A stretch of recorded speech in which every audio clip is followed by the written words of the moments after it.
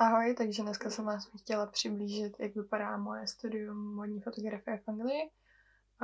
Já teda studuju na University of the Arts, London College of Fashion a jsem ve druháku. A začnu teda asi tím, jak to vypadá vlastně od briefingu k odevzdávce projektu.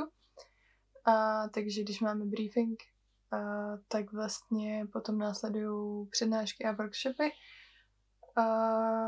Můžu třeba uvést asi konkrétní příklad na, když jsme měli jsme prostě za úkol zpracovat editoriál na téma Radical Beauty, takže potom jsme měli nějakou jako úvodní přednášku do problematiky beauty standards in the fashion industry a potom jsme měli přednášky ohledně vlastně contemporary art photographers, nebo vlastně i fashion photographers a ohledně nějaký jako historie toho. Měli jsme taky různý workshopy. V prváku to bylo hodně basic, měli jsme tam Photoshop, Lightroom, takový jako celkem vlastně useless věci, protože mi přišlo, že už s tím stejně všichni umějí, ale měli jsme tam nějaký dobrý workshopy, jakože, nevím, jakože zine making, měli jsme tam dark rooms, určitě spoustu dalších workshopů, který se už nepamatuju. Přednáší nám interní učitelé a pak tam máme taky externisty. Ty nám většinou přednášejí o tom, jak se oni dostali tam, kde jsou, což je super, je to hodně přínosný. Měli jsme tam třeba, já jsem se psala, že jsme tam měli třeba Turkinu Faso, která je vlastně u agentury, takže nám popisovala, jak se dostala k tomu, aby ji zastupovala agentura. Pak jsme tam měli Marka Keena, Amy Watkins, která teda dělá fashion filmy. Pak jsme tam měli vlastně na Crits a taky nám dala nějaký přednášky Ananda Pellerin, která dělá v Naunes, nebo dělala v Naunes, což je dost dobrá videoplatforma, která spadá pod Dazed Media, takže na to se určitě koukněte. Pak jsme tam měli spousta dalších lidí, který byli super. Někdy samozřejmě přednášky nejsou tak super, přijde mi, že spoustakrát ty přednášky jsou docela basic, ale zase tam bylo spousta přednášek, které byly dobrý. No, takže mimo tady ty workshopy a přednášky, tak máme taky group crits, když se teda se spolužákama nějak jako hodnotíme to, na čem pracujeme. Většinou tam nás obcházejí i učitelé, který nám se snaží dávat nějaký rady a tak. A potom máme teda konzultace čistě jenom s těma učitelema. A to teda máme jenom jednou za ten projekt. Ty projekty většinou trvají měsíc až 2 měsíce, někdy 2,5, což je teda docela málo. A pak máme, nebo jakože je to málo prostě, když máme teda 20 minut předníst tomu učitelovi, na čem pracujeme a on tak jako řekne jo nebo ne, jestli jsme na té správné cestě. Samozřejmě i na těch hodinách se to řeší, jako ty učitelé tak nějak vědějí, na čem pracujeme, takže to je fajn, ale vím, že třeba na českých školách tak ty konzultace, jestli se nemýlím, bývají jednou za týden nebo jednou za 14 dní, což mi přijde mnohem lepší. A potom taky máme takový jako prezentace, kde teda musíme odprezentovat před celou třídou a před tutorama to, na čem pracujeme. To je super, tam vždycky dostanu dobrý feedback a je to taky, můžete se taky procvičit své presentation skills.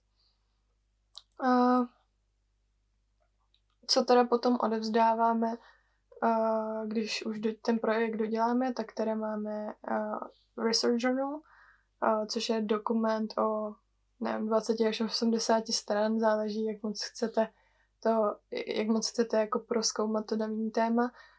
A ten dokument teda obsahuje textové informace a vizuální informace. Je to váš takový jako research, což znamená třeba konkrétně o tom projektu Radical Beauty, tak já jsem zpracovávala beauty standards týkající se ochlupení, takže jsem dělala research o tom, proč se lidi holej, vlastně celou tu historii toho, koukala jsem se na beauty standards dnešní doby a porovnávala jsem to s beauty standards v předchozím století nebo taky v jiných kulturách. Pak jsem tam měla různý vizuální informace, protože já mám třeba dost specifický female gaze, takže jsem se třeba zkoumala vlastně práce jiných umělců, co zpracovávali tohle téma už přede mnou. A jak to udělali a vlastně všechny tady ty informace, co jsou v tom research journal, tak které musí být správně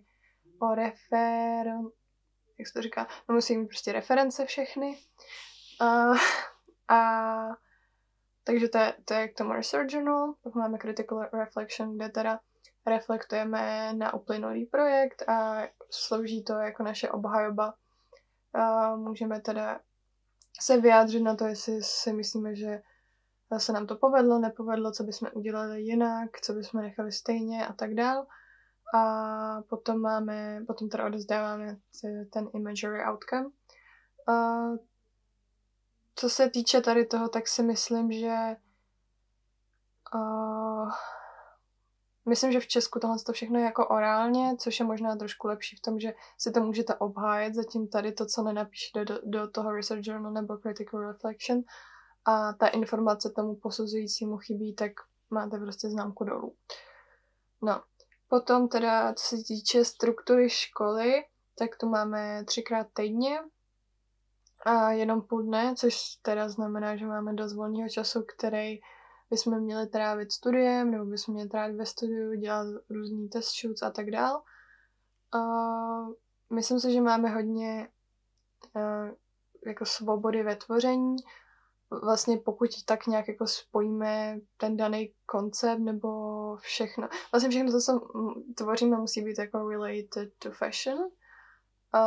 Pokud tohle splníme, tak fakt můžeme tvořit vlastně cokoliv, protože si myslím, že ty zadání, co máme, jsou dost otevřený, což je super. Od druháků vejš potom už nejsme limitovaný jenom na fotku, můžeme dělat i fashion video, můžeme dělat různý jako nový media, jako nějaký digital spaces a virtuální spaces a nějaký platformy a takovéhle věci, takže to je super. Jenom to teda zase musí být jako related to fashion, nebo to musí být related to the brief. A teda nemáme žádný testy, ani žádný orální zkoušky, jako je v tomu Česku. Máme, kromě tady těch praktických projektů, máme i teoretické předměty, který se jmenují Culture and Historical Studies. To máme vlastně v prváku půl roku a potom v druháku půl roku. A v prváku jsme se soustředili na historii módy a kultury ve 20. století a odevzdávali jsme potom esej a v druháku jsme si mohli vybrat z různých témat.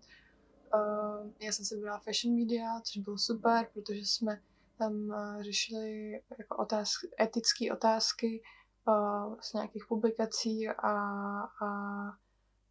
různých jako médií a kontentu.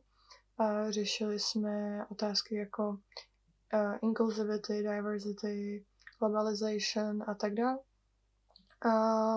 Měli jsme vždycky 1 hodinu týdně přednášku a potom 2 hodiny semináře, kde jsme teda museli jsme hodně číst, ale taky to nebylo úplně striktně kontrolovaný, že zkrátka jsme měli semináře, kdo to přečet, to, co jsme měli, tak se zapojoval do výuky a do konverzace, kdo to nepřečet, tak to prostě nepřečet a nemohl se zapojovat. Což bylo občas škoda, že jo, protože by bylo slyšet, bylo by fajn slyšet, aby se na to vyjádřili všichni, protože jsme hodně jako diverse, jsou tam lidi ze všech konců světa a každý má na všechno jiný názory, že jo, takže o to by to bylo lepší, kdyby se všichni mohli zapojit.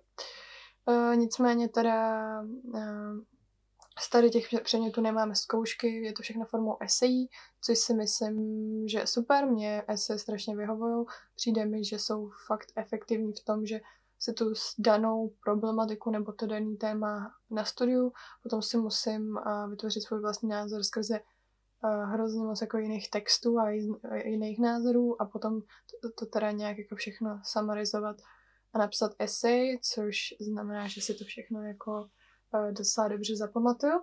na rozdíl od toho, kdybych se všechno jako jenom vyfolovala a vlastně jenom odříkala nějaké informace, co jsem se naučila.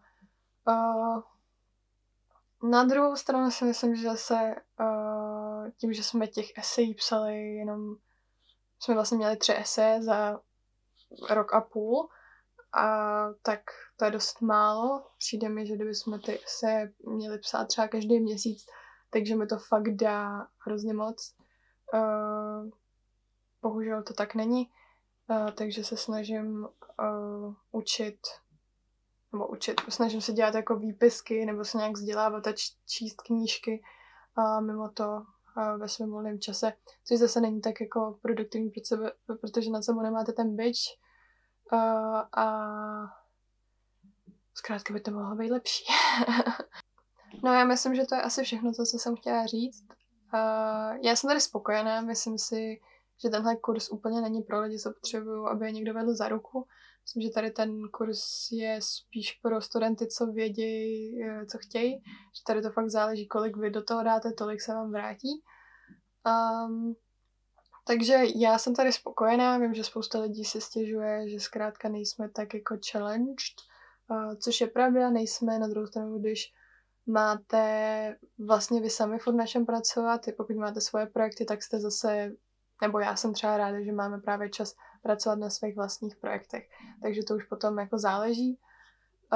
Kdybyste měli jakýkoliv otázky, co se týče studia jako v Anglii všeobecně, nebo studia teda na tady mojí škole, tak mi určitě napište, můžeme se o tom pobavit, můžu vám dát tipy nebo kontakty, nebo jako vás propojit s lidmi, co třeba studují jiný kurzy, protože tady mám spousta kamarádů, co studují jiný předměty, jiný obory.